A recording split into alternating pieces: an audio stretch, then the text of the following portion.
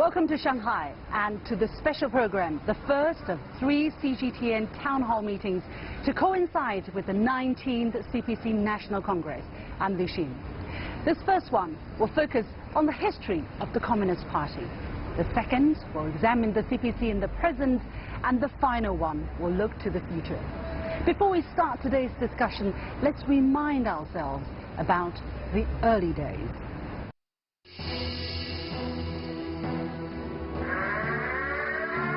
This was Shanghai in the 1910s,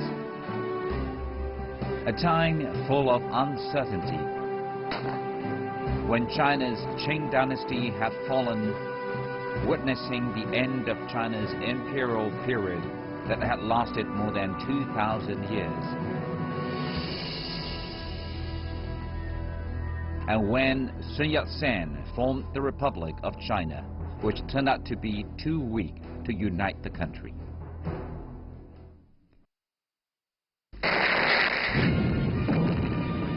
Meanwhile, far away from Shanghai, in St. Petersburg, a revolution in March 1917 saw the Tsarist government in Russia overthrown.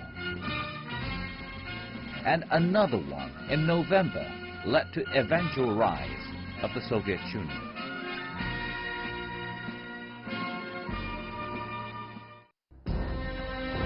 Indeed, it was happening all over Europe. France, Bulgaria, Austria, Hungary, Germany, Italy, all fell into turmoil as labor movements broke out.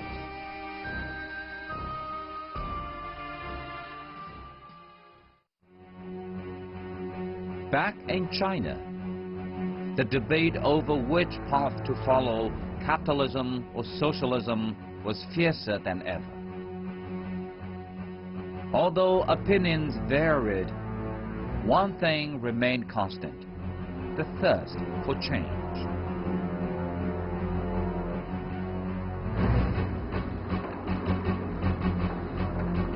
That sentiment reached its peak following the controversial Treaty of Versailles in 1919, when sovereign authority to Shandong province, previously lost to Germany, was given to Japan rather than returned to China.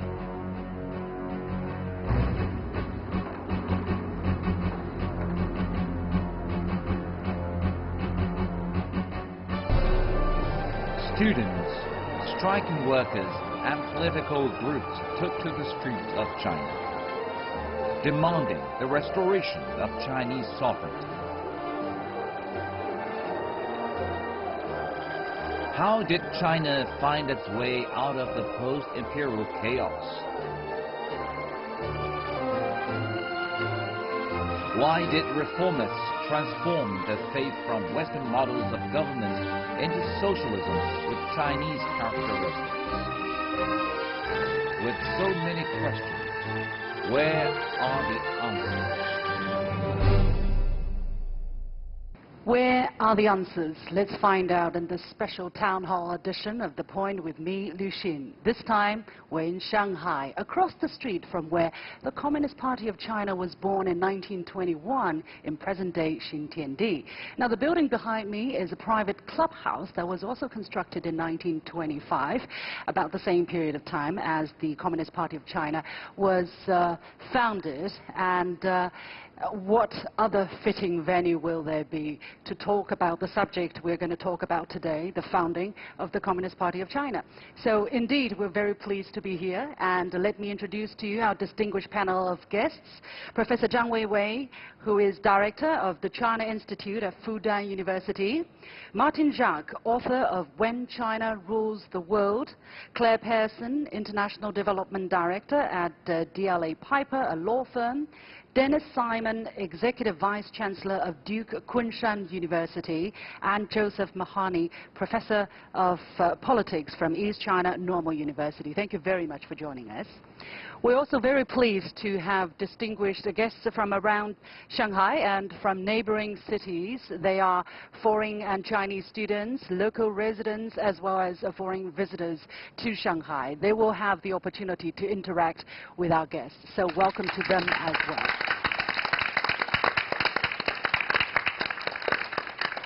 And our discussion will follow a chronological order and start from the First Opium War in 1840. So, our dear guests, let's talk about history. And we all understand that after the First Opium War in 1840, China resisted foreign interference such as was seen in the modernization movement, in the reform movement of 1898, in the Boxer movement, and in the revolution of 1911. However, although these movements push forward the progress of Chinese society, they fail to change the nature of the Chinese society and reverse the miserable fate, let's say, of Chinese people back then. Exactly what was the problem, Professor Zhang? I think, with all these movements you mentioned, reforms, revolutions, but most of them actually came from what we call the top-down approach. So you mentioned about the change of the Chinese society and nature of the society. At that time, for traditional society, traditional state, actually you have to change the fate of the vast majority of the Chinese population. That's how the communist revolution succeeded and the party succeeded. Mm-hmm. They changed the fate of the peasants by organizing bottom up the grassroots, the vast majority of Chinese peasants, into land reforms, into revolution, into red armies. Yes. We also have to understand the circumstances of the Chinese society back then. China also had the trial of a republic system. You must have heard, and the Republic of China actually was founded in the beginning of 1912, and Sun Yat-sen was the first president of the Republic of China.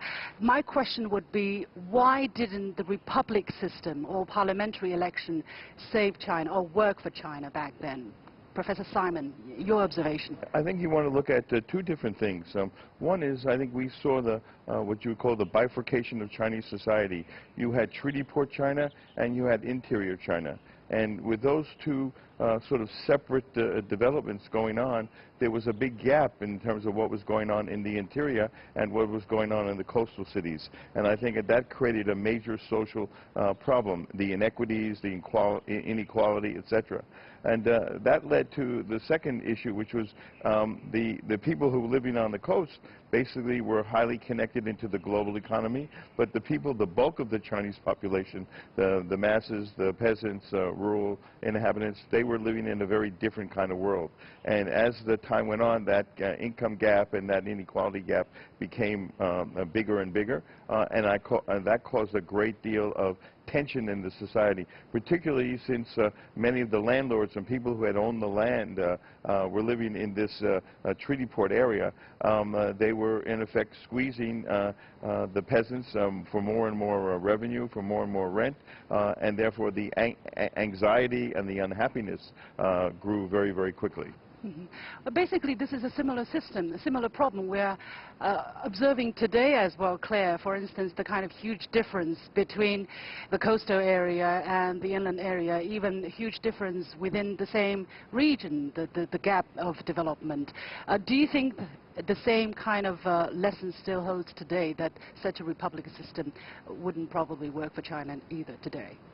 Well, I think it's very interesting. You can declare yourself the leader of China, but what does that mean when there are effectively two Chinas, as there was then, as there is today? I mean, there is the interior of China, and, you look at me, you think I'm a cosmopolitan person. My father was living in that interior at that time. He was living in Shaoyang in Hunan. And the people who were living there didn't know who the king of China was, who the emperor is, whether it's a republic, whatever the system of government. If you're living in Shaoyang, in Hunan, far up the Yangtze, you have no clue what is going on in the coast. And I still think you're right. This is an issue today. You know, if the Gini coefficient or the measure of wealth inequality in a country is at a perilous number in China today, 0.4, it's the same as in the US. The disparity between rich and poor is phenomenal. That's what causes change. And that's why I think at this period of reflection that China is going through now, with the 19th Congress coming, that it was going through then, is analogous. And I think people are looking for reform. And I think people are looking for change. And how that will come, I think it will be based on the lessons learned from the past, as you said. Absolutely. People were looking for changes back then. Actually, we have a special guest who is a lady, and her husband was born in that period of time in China, in Hunan, and basically lived through the 30 years, right, leading up to the founding of the People's Republic. Shall we meet her? Her name is Valerie Pearson, and I would like to invite her to tell us her story. Ms. Pearson, thank you very much for joining us today. Would you mind standing up, please? Yeah. So tell us a bit about your story. I understand that your husband was born in Shaoyang, Hunan province in 1926. Did your husband tell you what they were going through, what the China was like back then? Yes, but remember, this was a child's experience. He was born there in 1926. I just realized, as his wife, he had a very happy childhood. The China back then, for him, was simply a playground, learning at home. He had a pet fox. It was politics had absolutely nothing to do with it. His father was a doctor, always working. Well, I mean, working hard in China is the rule. And did he mention any difficulties? I mean, back then, you know, the level of development back. Yes. Maybe as a child you wouldn't remember. No, he didn't mention them. But actually, Claire noticed once, towards the end of his life, my husband was occasionally confused. And he said he was seeing children, we have trees behind the house, in the trees. And Claire asked him about this. And he said, well, they'll be all right. They will have food and so on. And I think his mother was saying to him during a period of famine, reassuring him that the children were all right, which they might not have been. But he did have memories. But they didn't seem to have spoiled his attitude at all. And of course, it was his influence, just as a father, that probably mean that Claire is working here now. Yeah. Okay, thank you very much, Ms. Pearson, for sharing with us your story. And Claire, your mother, of course, I didn't introduce her. But what did that experience tell you, that your grandfather lived in China and his accounts, basically wrote a book about the China back then? Yeah, I mean, he wrote a book, and he also took a lot of video. He took a lot of silent movies, and the movies really show the communists and burning the opium crops. So you see the burning of the opium crops on the film, and Grandpa wrote a very objective account, in a way that a doctor would, of what was happening in the hospital. And yes, it was a very tumultuous period. This wasn't heaven in the countryside. This wasn't a rural idyll. This was hard work with serial famine, serial takeover by different warlords, a very tumultuous time, and the hospital just took in whoever came. So if it was KMT, if it was communist, Japanese, it just went through the hospital, and they record it very objectively. It's not an emotional book, it's not a political book. It's just a very objective account of a very difficult period for the rural people who are being subjected to rapid changes in government, various invasions from the outside, and are not having much fun, I'll be honest. Let's think about the various places where the flame or the early sparks of this revolution could have been ignited. In the end, it was here in Shanghai that the Communist Party of China was founded. Professor Mahani, you have been living here in Shanghai. Tell us a bit about your understanding of why Shanghai became the birthplace of the Communist Party of China. Well, it certainly became the location for the founding, right? And it plays a very important and pivotal role in that development. In particular, this area was, I believe, under French control at the time.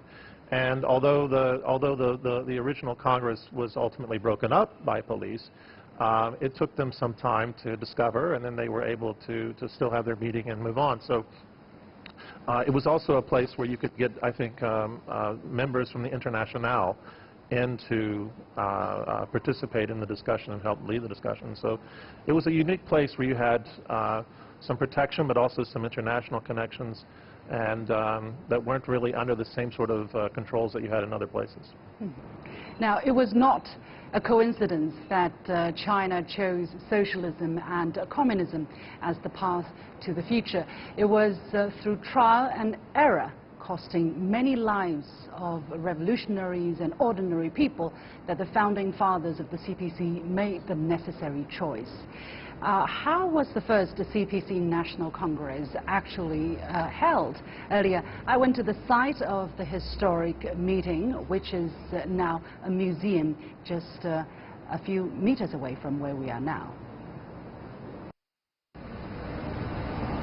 96 years ago, on July the 23rd, 1921, the First National Congress of the Communist Party of China convened in this house in Shanghai's French concession area near present-day Xintiandi, marking a turning point in China's history. The CPC was initially founded by Chen Duxiu and Li Dazhao as a study society and informal network, but its official beginning was the First National Congress, attended by 13 delegates from around China, as well as 2 representatives of the Comintern International. Only a week later, the meeting moved to a boat in Jiaxing, of about 100 kilometers away, as the delegates found searching by the local police made it too dangerous for them to stay there. In the end, the meeting was successful. The delegates discussed and adopted a very important document, that is, the very first program of the Communist Party of China. In this document, it was clearly stipulated that the realization of socialism and communism would be the objective of the CPC. Hundreds of other relics are on display in this exhibition, and the highlight of it is a set of statues showcasing the scene of that historic birth of the CPC.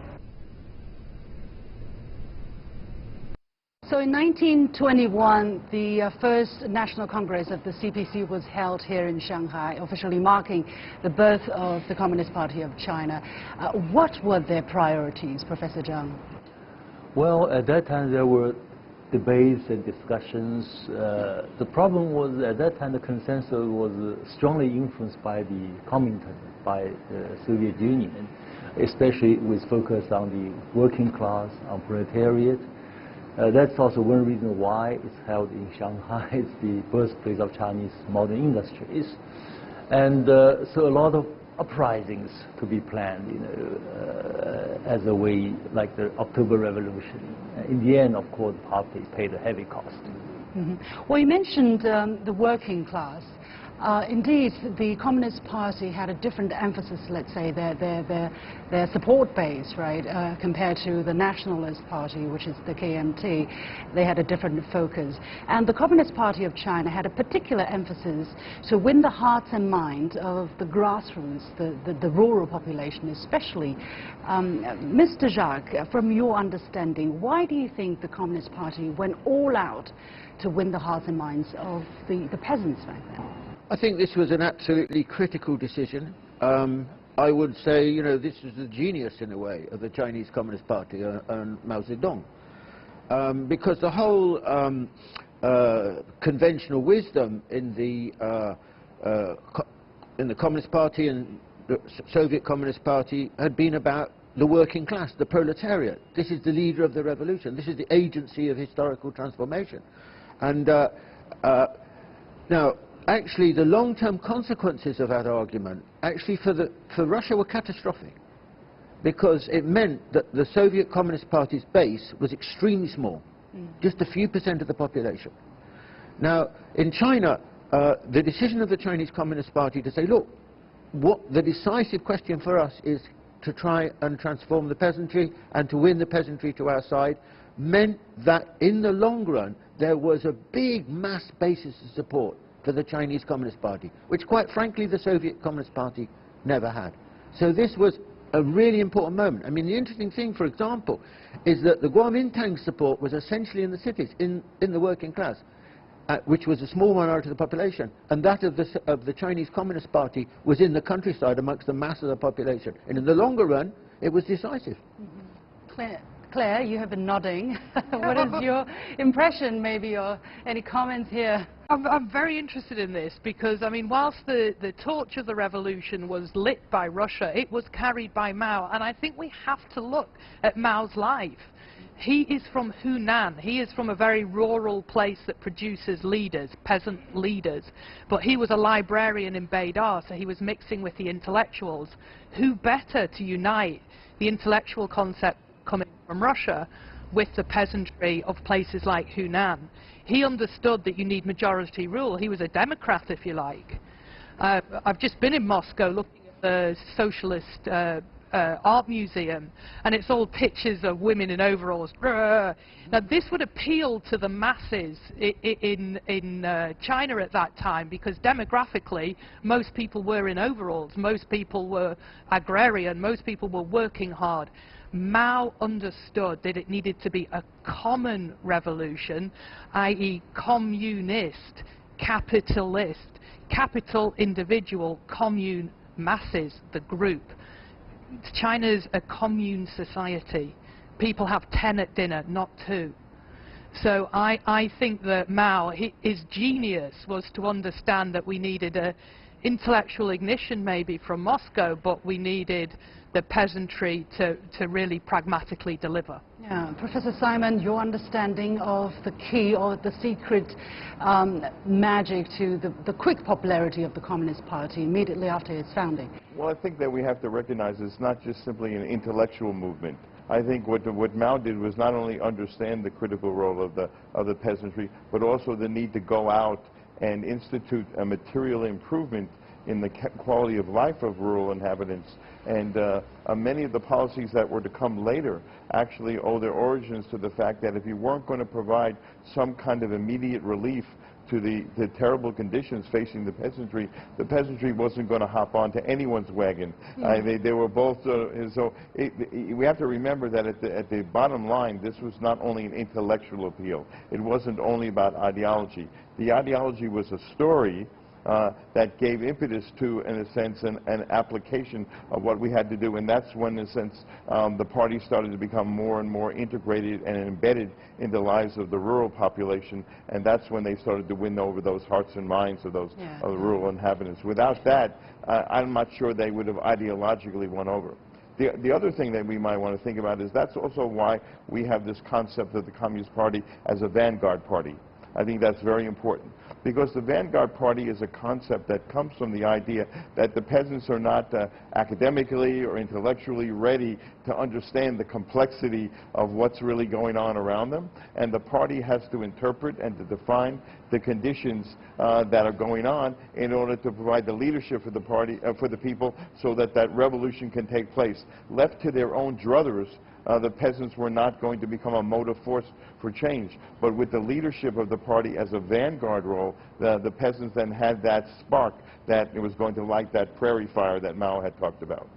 Immediately after the CPC was born, it was born into a tumultuous period, right? We had this Japanese invasion, and there was talk of cooperation, collaboration between the Nationalist Party, the Kuomintang, and the Communist Party. They had different united fronts. If they would have worked better, would the war against Japanese aggression could have been won a bit earlier, Professor Zhang?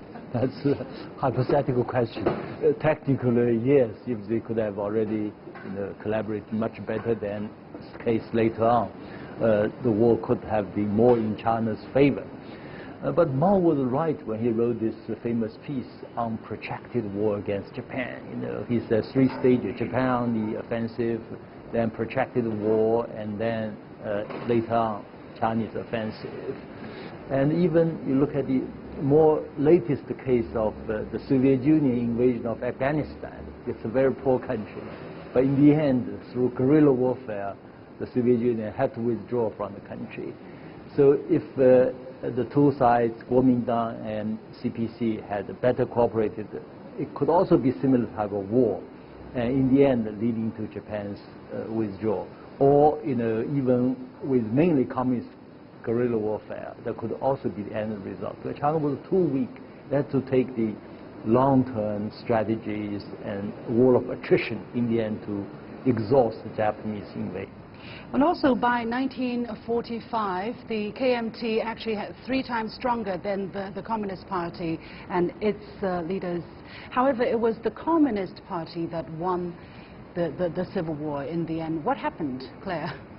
I think it's the women that won it, because I mean, I'll be honest, I think the women had the most to gain from this revolution. I read Grandpa's book in detail, and going on in the hospital at the same time, you've got some KMT soldiers who are they're a little bit disheveled and they're rotting away at the temple. They're needing help in the hospital.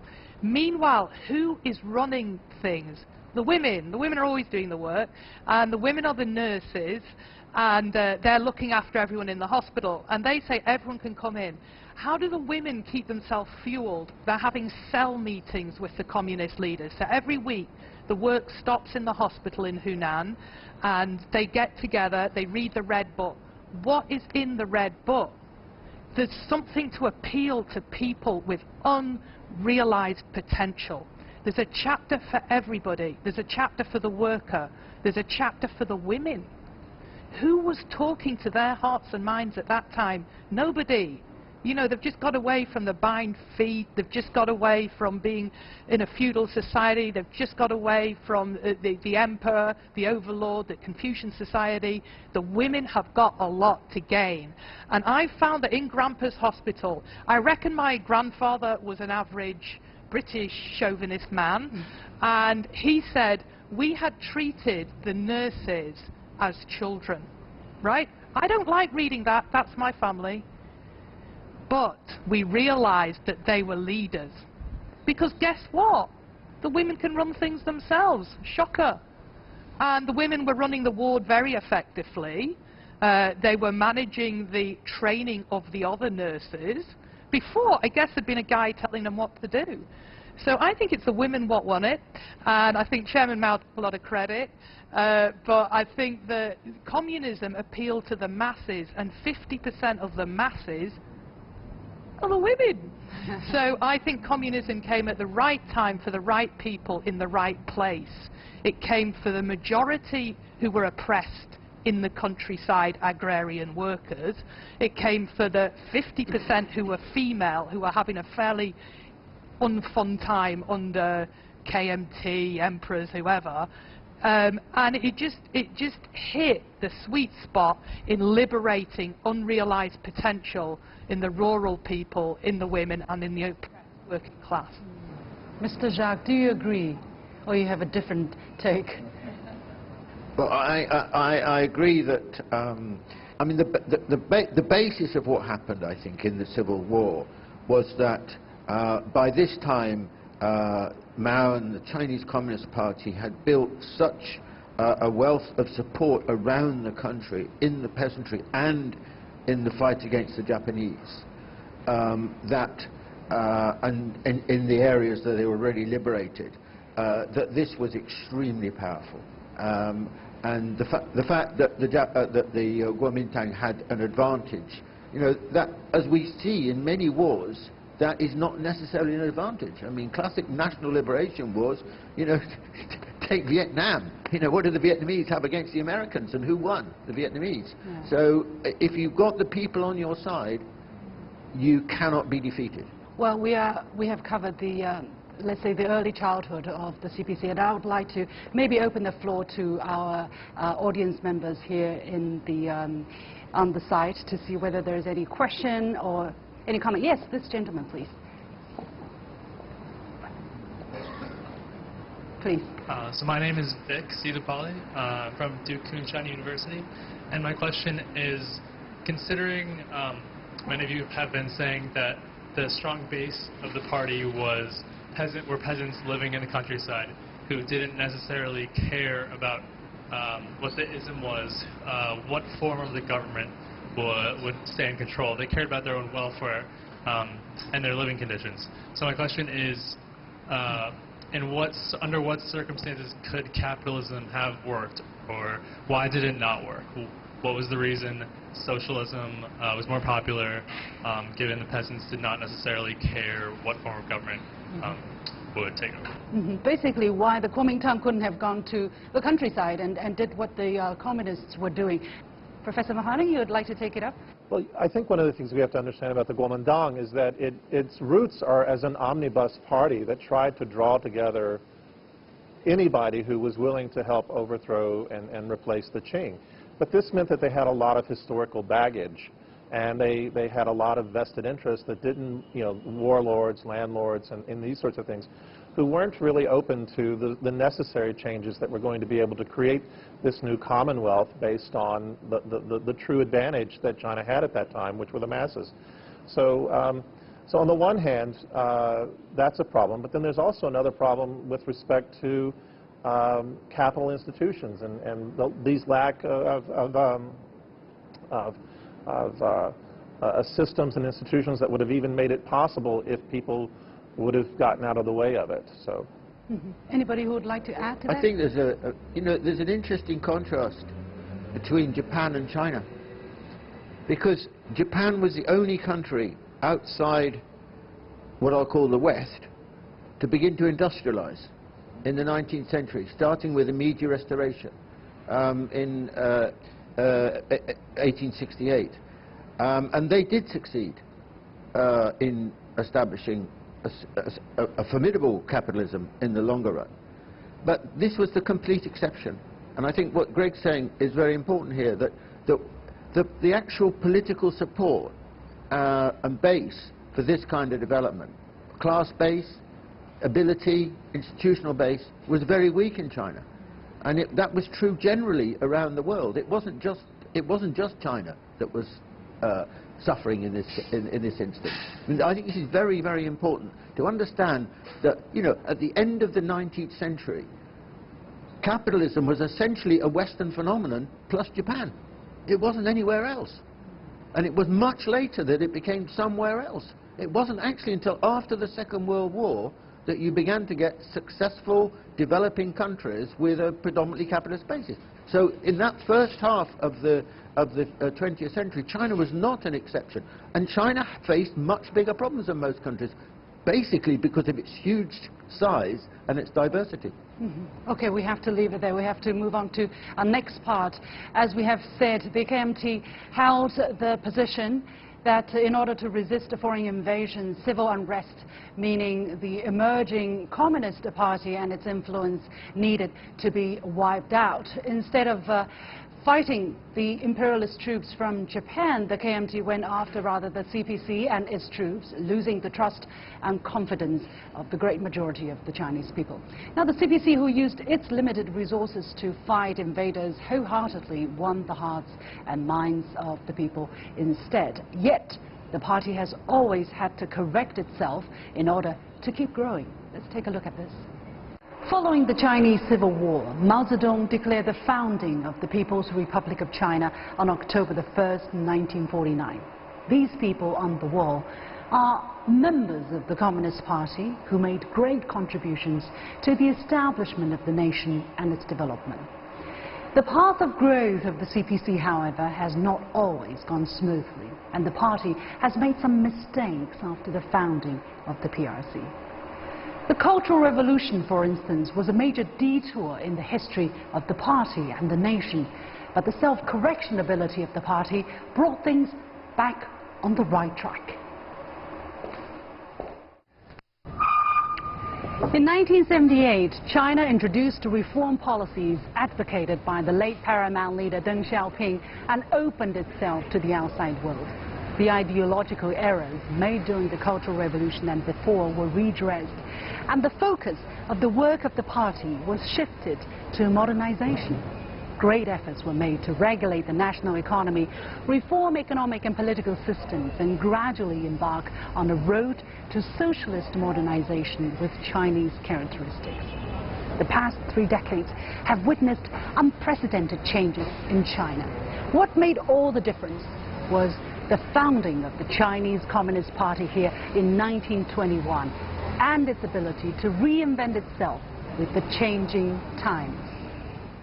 So a very special period of time on the history of China and the history of the CPC. Now, actually, last year marked the 50th anniversary of the beginning of the so-called Cultural Revolution. And actually, the People's Daily, the official newspaper of China, ran an opinion piece saying the Cultural Revolution was a mistake which should not and will not be allowed to repeat itself. However, some people, both in China and outside China, criticize the Chinese government for not have examined the mistakes of that period of time in greater detail.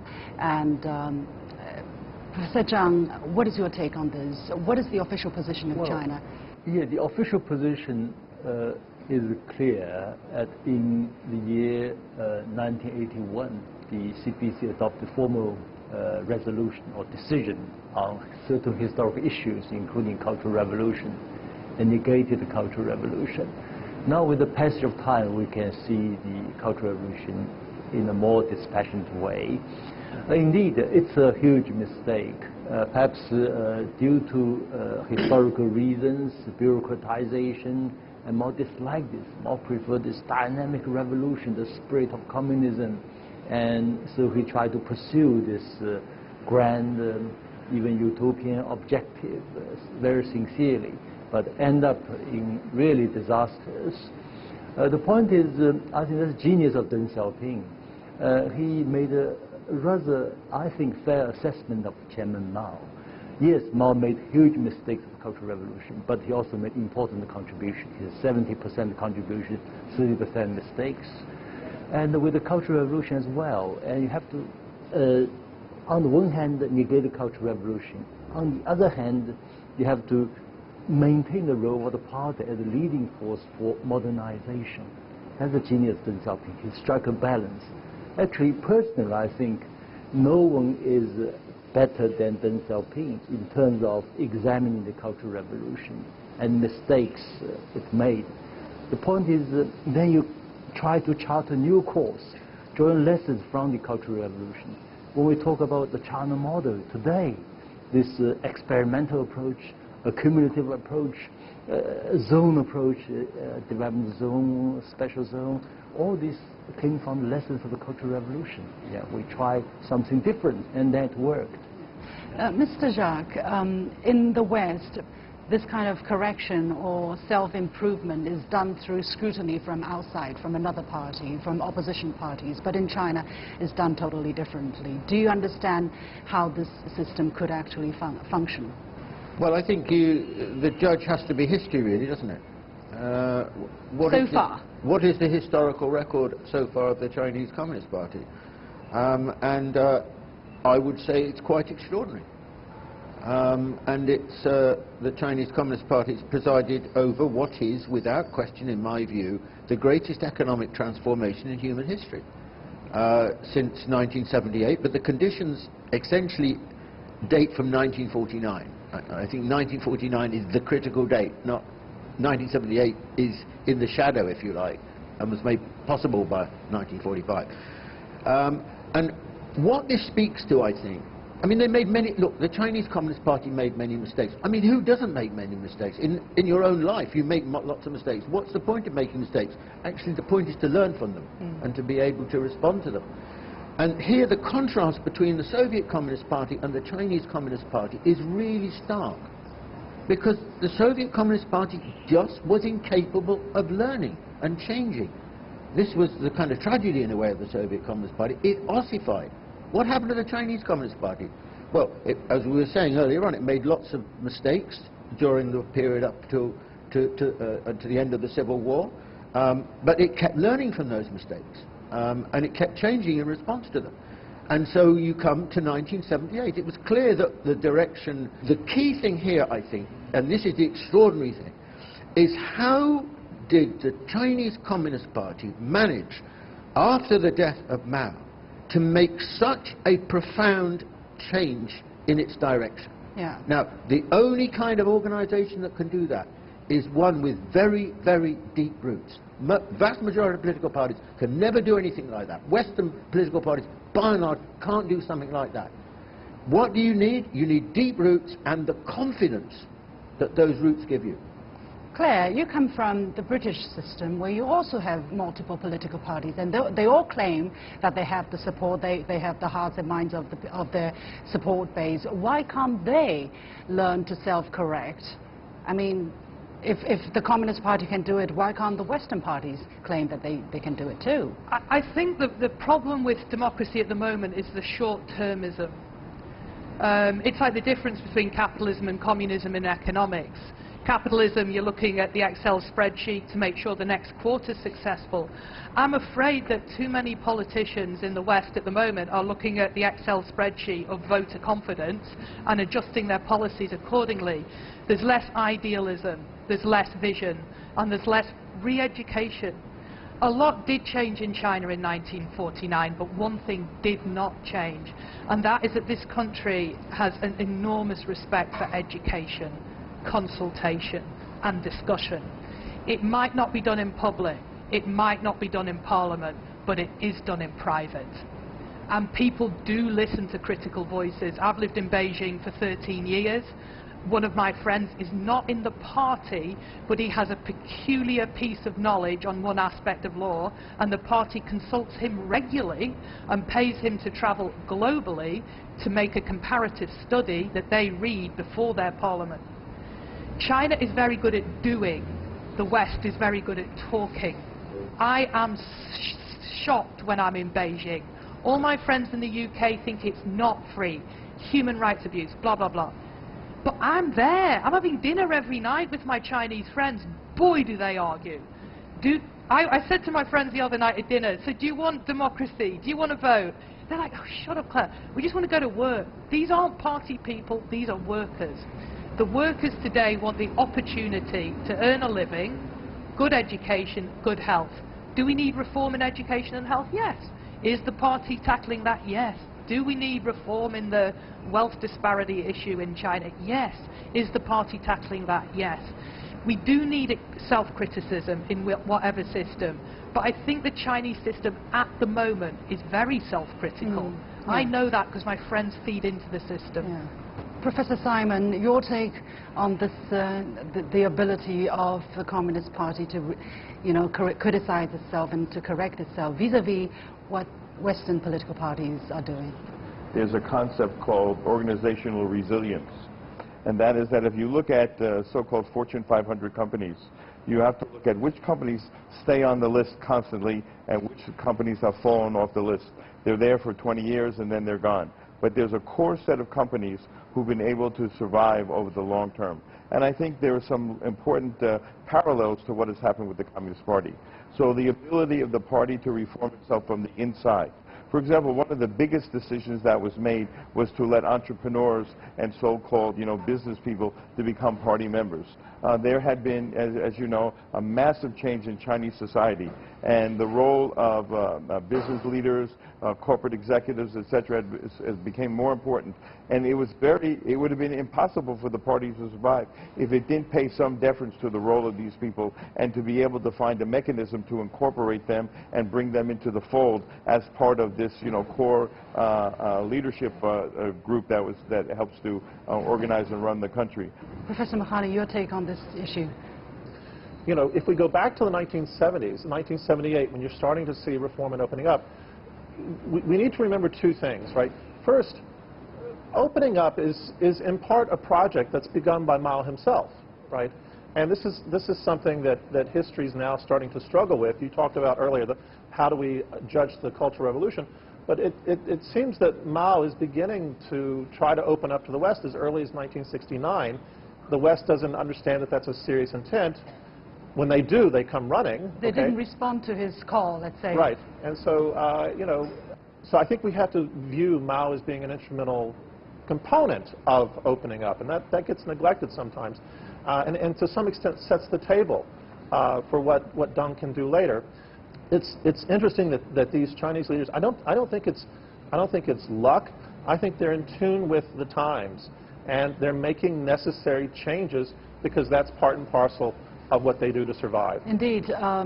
The Qing dynasty was incapable of change. The Kuomintang was not capable of enough change, and the Chinese Communist Party is the party of change. However, some people are saying it has changed too much.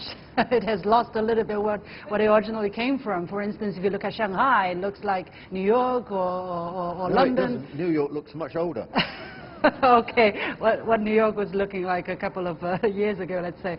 Has the CPC abandoned some of its original ideologies, for instance, its adherence to the communism part of the economy, for instance, Professor Zhang? Well, this is a fascinating question because some people argue now China is more capitalist than socialist. Actually, I would say China, having lived in Europe for over 20 years, I think China is in many ways more social than most other countries. You have the rule of the Communist Party, and you have the public ownership of land and strategic resources. You have many highly performing state-owned enterprises. You have created the world's largest middle class and property class. Most people have properties. And you export more tourism than any other countries in the world. You have really, within 10 years, pension and medical insurance for all the population, 1.3 billion people. So it's amazing. All these are socialists. You know. So I think when we talk about success of Chinese socialism, full stop. Very clear. Of course, we have mistakes. We can do better. Claire Persson, you have this family tradition of your grandfather being in China, now you living in China 30 years, and the Communist Party of China has also been, you know, all along developing in China. How do you look at how things have evolved? Well, I remember about 10 years ago I was complaining to my father and I said, look, we live in the place where they make the pottery, the cups and the saucers, and I said, look, all the cups and saucer factories in Stoke-on-Trent in England, they've closed. And I was complaining vociferously. I said, all the jobs have gone to China. And my dad just said, back to China. Why is it called China? And I think it's just, in Golden Week, I've been in Manchester and I've been in Dallas. In Manchester, what did I see? I saw a Prime Minister who looked very stressed. What did I see in the US? I saw a president who looked like he was unraveling. It was like something in a Shakespeare play. And if you have overarching ambition, if your foreign policy is fundamentally set on changing other people, you will fail in a transparent media age. But if your foreign policy is non-interventionist, if when you meet somebody from Fudan University, you are open to learning from them rather than imposing a different view, then you will be enriched as an individual and enriched as a country. And when I see Xi Jinping speaking at G20, or I saw him speaking at Davos, I didn't see a leader who was unraveling. I didn't see a leader with overarching ambition. I saw a leader with baseline confidence. Xi Jinping, Donald Trump, Theresa May, who would you like to lead you today? This is the issue, because if communism can produce leaders that look credible on a global stage like Davos, people will follow that leader. And what I've seen in... Why do I work it? Because it's so interesting. I saw Jack Ma on TV in the US give such an astute criticism of the US. He said, I'm a CEO. I make a load of money. Where does the money that the CEOs earn in Silicon Valley go? They go on wars in the Middle East. What's China doing in the Middle East? He's building a railway. People don't want wars, they want railways. Yeah. China gives them development. Yeah. Professor Simon, have we been feeling too good about ourselves here? To be very honest, I mean, if you're Xi Jinping and you wake up in the morning, you don't have an easy job. Premier Li Keqiang, you know, same thing. He doesn't have an easy job either. So I think we have to really face the reality that China, like any society undergoing such massive change, does have many challenges that it faces. We talked about the inequality problem. That is a major problem, and China does have to find a way how to get around it. in the sphere where I work in higher education. There's a lot of discussion about reform of the Gaokao system. A lot of people are feeling that that's not the equalizing or the mechanism that used to deliver equity across, and they got to have some new reforms in order to make that system work better.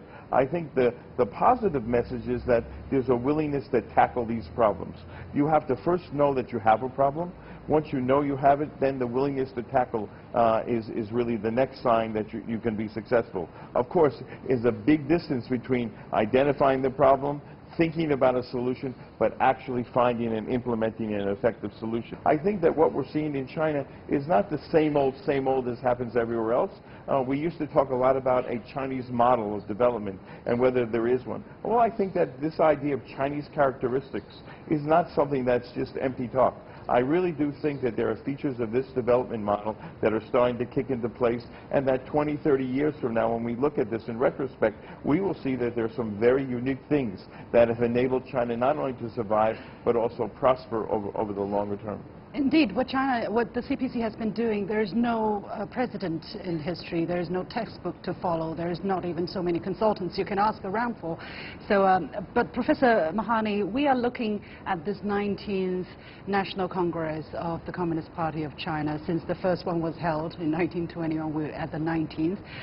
How important will this party be in keeping to be a party of the people so that it can continue to enjoy the popularity and legitimacy that has supported what it has been able to achieve all along? In the Mao years was this idea that every 10 years you need to have a change. And Mao, of course, envisioned this as a more radical type of politics. But Deng Xiaoping actually institutionalizes or starts the process of institutionalizing these generational shifts that also run every 10 years. And so every 10 years the party is supposed to stop, rectify itself, and make adjustments in policies to reflect changes. And one of the things that we find in Marx's works is that he never ever, in his published works, he never ever tells us what the future will be. What he tells us is that the future will be a construct of people who are more advanced than we are. We have to go through this step-by-step advancement. Now, while the party has should certainly be proud of itself, I think it remembers that it has to constantly update and change itself, and to do so in ways that represent the overwhelming interest of the people that it serves. One of the interesting things about China is that because they have a one-party system, ultimately the party understands that it has to take responsibility. Yes. It can't pass the buck like you have in the George W. Bush administration. They completely fail. I mean, almost everything that happens in the Bush administration is a categorical failure. The voters reject the Republican Party, go to the Democrats, but the Democrats also fail. And now we have Donald Trump, right? How is that ever a correction, right? In China, any mistake would be, you know, accounted by the Communist Party of China. It has to be, right? So, all right. Indeed, that's a lot of responsibility. Right. And with that, we have come to the end of this special town hall edition of The Point. Now, the founding of the CPC was an important milestone in the history of the Chinese nation. After the founding of the CPC, the Chinese nation embarked on a new journey towards rejuvenation. Although the CPC has undoubtedly made some mistakes in the past, the fact that it has effectively learned lessons from those mistakes and moved forward along its present course should give hope to us all. And that is it for this special edition of The Point with me, Liu Xin. Many thanks to all our guests here and to our audience members coming from around Shanghai and neighboring cities. Stay tuned to CGTN's next two town hall discussions on the 19th National Congress of the CPC, hosted by my colleagues Tian Wei and Yang Wei. Thank you very much for watching. I'll see you next time.